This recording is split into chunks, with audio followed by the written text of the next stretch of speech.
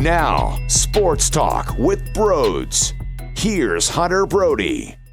Remarkable, insane, gutsy, unbelievable, sick, gross, beautiful, amazing. How do you want to explain this game? You can use any of those words and even more. That was fantastic. For the Sixers to beat the Lakers like they just did, without Joel Embiid, without Josh Richardson, it's so impressive. It really is. And when I was talking about how concerned I was moving forward, knowing that they would be missing two starters, I mentioned it came down to Ben Simmons really stepping up. I mentioned how Al Horford would need a good role, Tobias Harris would need a good role, bench players would need to step in, but it came down to Ben Simmons putting on the backpack and forcing this team to victory, delivering and being a leader, a floor general, and that's exactly what he was in this basketball game.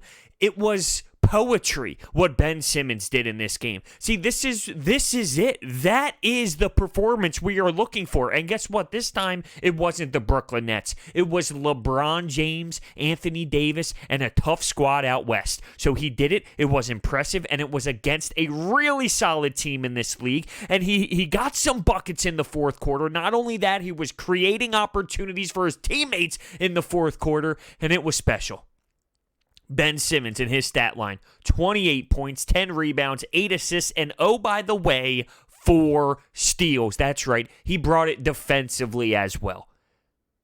I can't believe it. I'm stunned. Now, I did state that I had a little bit of optimism in me because it was at home. And there's something to be said about the Wells Fargo Center, the energy it brings this basketball team, how they play, how confident they play, how good they play defensively when they are on their home floor in front of that crowd. So I felt good about it.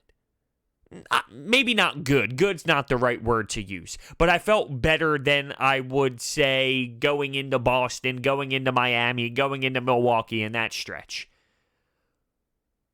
But still, what they did in this basketball game, it was so awesome to see. To be up 22 points, it was great. Now, you look at the Lakers, and it wasn't as if they shot the ball well from 3, and they didn't shoot well all night. You can credit the Sixers' length for that. You can credit their defense. I do. I absolutely do. I also think it was just a tough night for the Lakers as well. But still, at the end of the day, you got to credit the Sixers' defense. And not only that, they were able to score. This team doesn't score at will. They don't have threats that can just knock it down consistently in your face, create shots off the dribble. So for them to find ways to score buckets and to get points without Joel Embiid and Josh Richardson, arguably the one of the best big men. I'm always going to say the best big man when I say arguably, but he's not arguably one of the best big men. He is one of the best big men. Arguably the best, all right? That's what I was trying to say.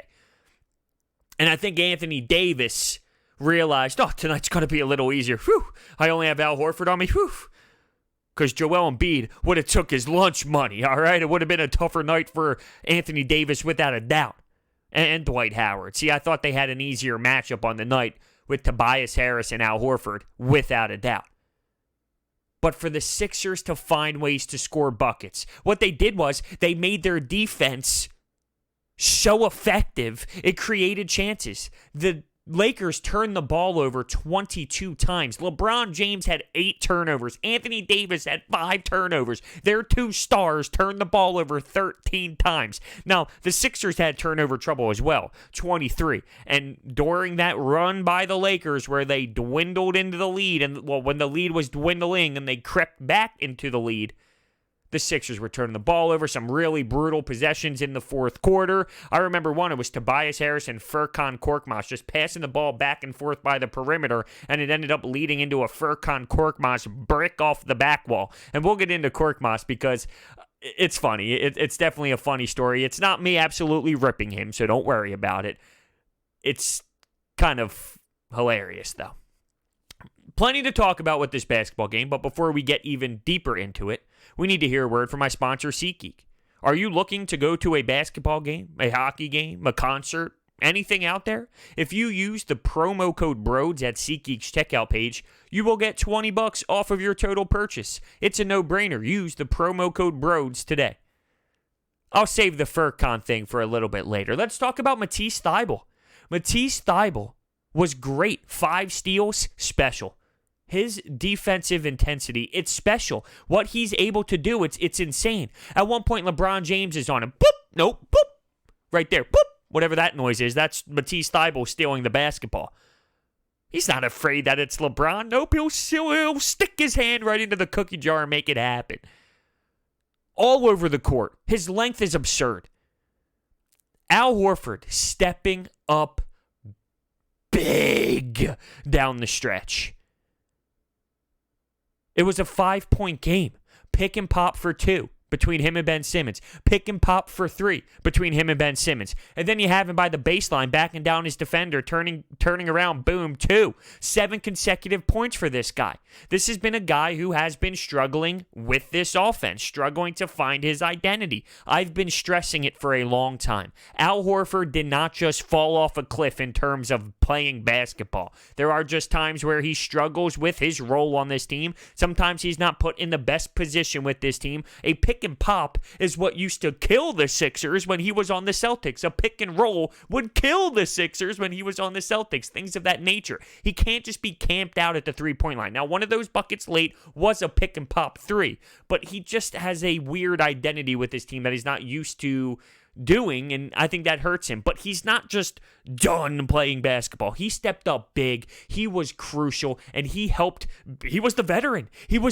This team needed a guy to go to late, and they went to the veteran Al Horford. We can't just skip over what Tobias Harris did. 29 points. How about that move on Kuzma? How about those handles? Got right by Kuzma. Monster jam. Tobias Harris, are you serious? He was great. Everyone played their game. For real. Everyone. Brett pushed all the right buttons. The only person I still really did not understand was Raul Neto. But he knocked down a 3. He had a block. He had a steal. I mean, I'm not telling you he's good because guess what? He's not. And I don't know why Brett Brown loves him to death.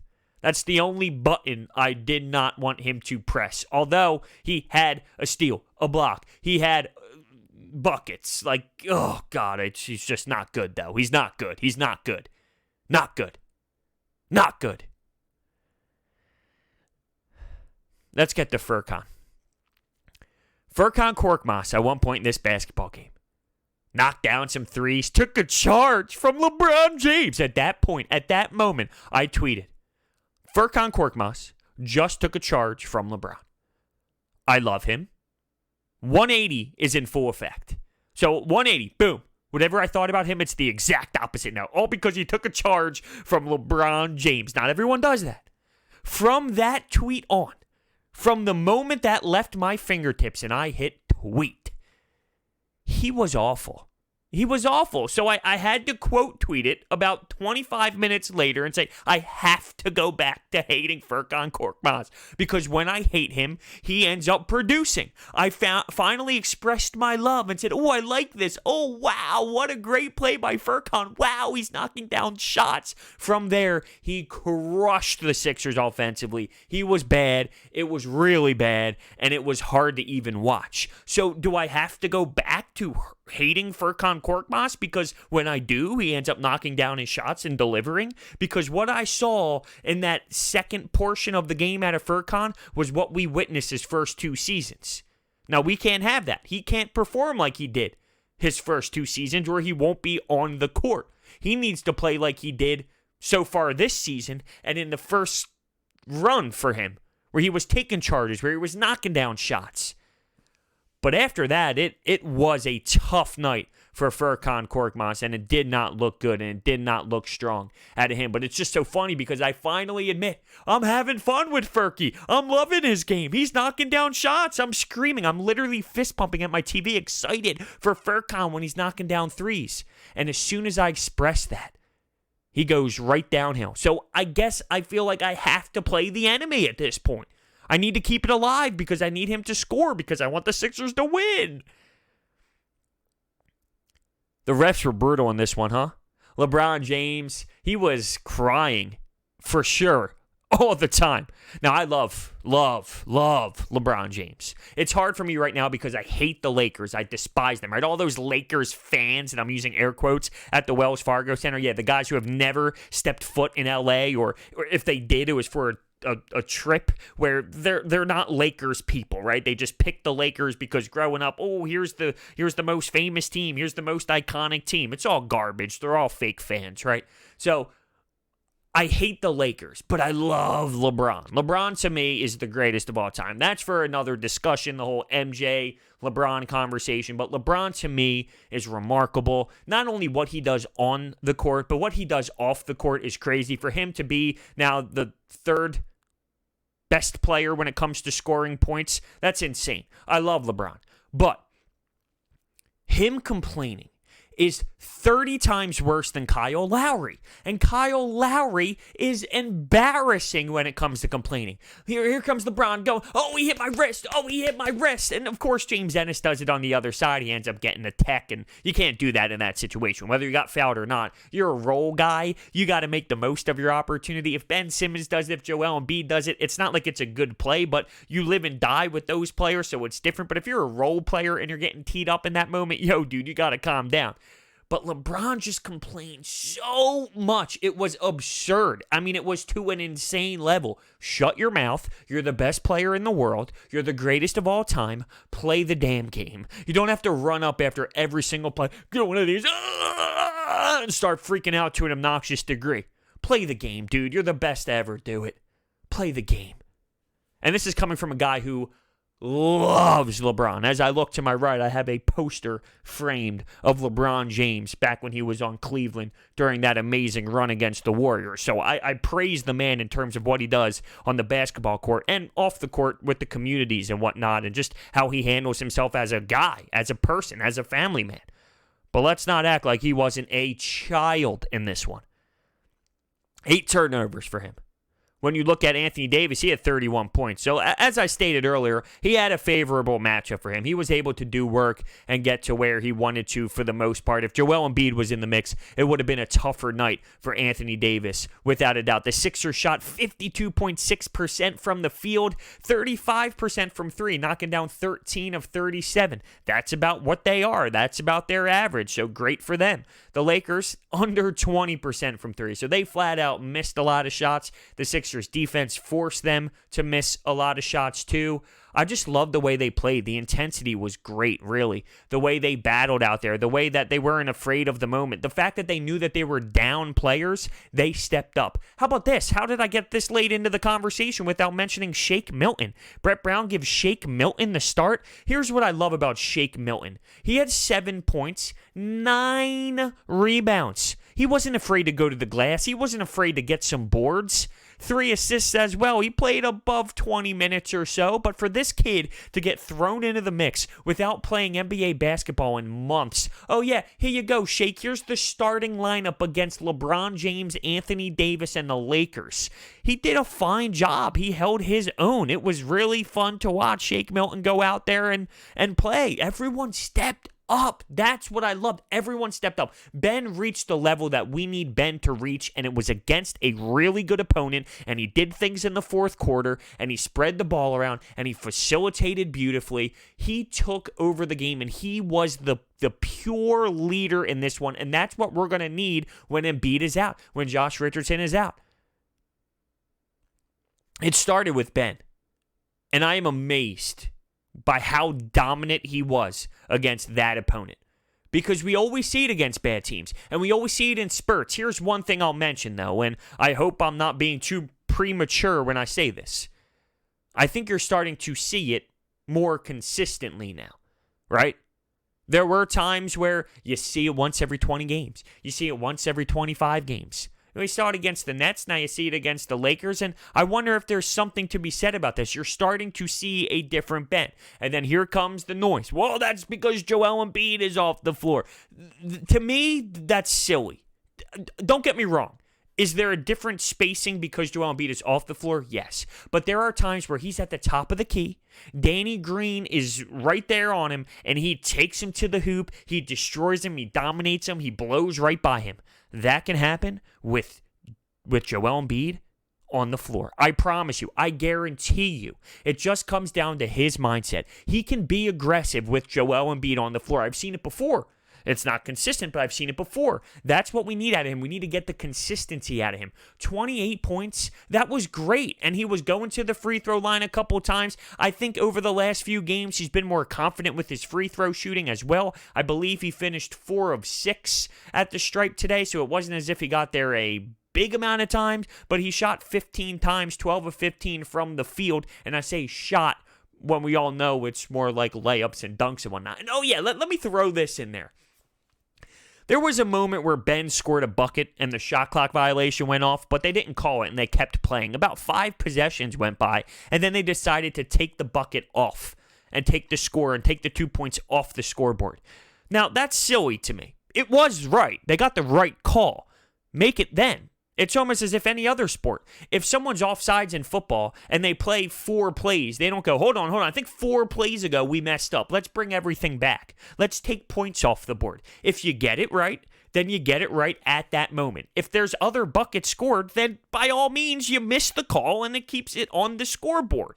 I believe that's the right way to do it because that changes possessions. And this isn't how it ended up being in that moment, but I'm just using these numbers as an example. If that happens and Ben scores and just say, I'm just throwing it out there, it's a 6-point game at that time. That changes possessions and what plays are called and the flow of the basketball game. But what if it's really only 4 points, but we don't know that until 3 minutes later when they take that bucket off the scoreboard? I just thought that that's ridiculous. If you miss the call, you miss the call and it stands and you continue to play. You don't take the 2 points off 3 minutes down the road. I think that's a silly NBA rule. Silly. I am so proud of this basketball team. I really am. Now, once again, there's something to be said about it being at the Wells Fargo Center. Will they be able to keep this up? Will they be able to do this on the road? I don't know. They're so inconsistent on the road. But it was still awesome to see, and it's big. It's crucial for confidence. It's crucial for guys like Shake Milton, Matisse Thybulle. Matisse just D'd up LeBron. Now, there were times where LeBron lowered his shoulder. Matisse couldn't even hang a lick. And that's not Matisse Thybulle's fault, right? But for him to get his hands in the cookie jar, for him to steal and turn over LeBron a few times, for him to be out there in a big-time moment, playing big-time minutes in a key role, that's important. For Tobias to score 29 points, to be aggressive, to be a guy that was really, really important to this team in a crucial win, that's beneficial. When I talked about how nervous I was going into this stretch and how I mentioned we'd be down 2 starters, of course, the same exact day I upload that, you heard Joel Embiid saying he hopes to be cleared and he hopes to play later on next week. I hope that's the case. I feel like that's just him being optimistic. Think about how short of a time it's been since he had surgery and whatnot. I know it's just a finger, but it's not a 2-week process here. There's a lot that has to be done. It needs to recover. 1 rebound the wrong way can totally do some damage once again to that finger. You need to make sure it is 100%. I feel like he just feels like, hey, I can go. I'm ready to go because my finger's not hanging off anymore. I hope he is right where he can go late next week. I really do, but I don't know if I'm truly believing it just because it's the Sixers medical staff and it's Joel Embiid being hopeful. I'm just waiting to hear the legit news, to hear a real conversation from a real medical staff, from a tweet from the Sixers organization that says this is what is going on. He will be back this date. Until then, I'm not going to believe anything. I'm excited because I want him to be back because this team needs another player after losing 2 starters. This was a great win, but it's not as if I feel this is something that they can sustain for a long period of time without real starting talent and dominant players. But that doesn't take away what they did in this basketball game. And it just shows you there's something there. Really, there is something with this team. It's in them. But how do they get it out of themselves on the road? How do they perform on a consistent basis? That's what they need to figure out. They got to figure out how to put it together legitimately for multiple games in a row away from the Wells Fargo Center. for long stretches, but it's in there. And if they are willing to defend, one of my favorite quotes, if they are willing to defend, they will be a scary team in half-court sets due to their length when it comes to the postseason. But I think we realize how important home court advantage is. They're different beasts when it comes to this fan base pouring down on them and hyping them up. Great win. Great win. What were the words I used? Remarkable, gutsy, insane, beautiful, amazing. Whatever word you want to use to describe it, it was that. And I'm really proud of Ben Simmons. That doesn't take away what anybody else did, but Ben is the hot item in this city. He's the hot discussion point. He gets murdered when things go wrong, and he should get praised when things go right. But you got to tip your cap to Tobias, to Al Horford, because they were huge in this game as well. Let me know your thoughts down below. Thank you so much for watching. Hit that thumbs up button and subscribe, and I will see you next time.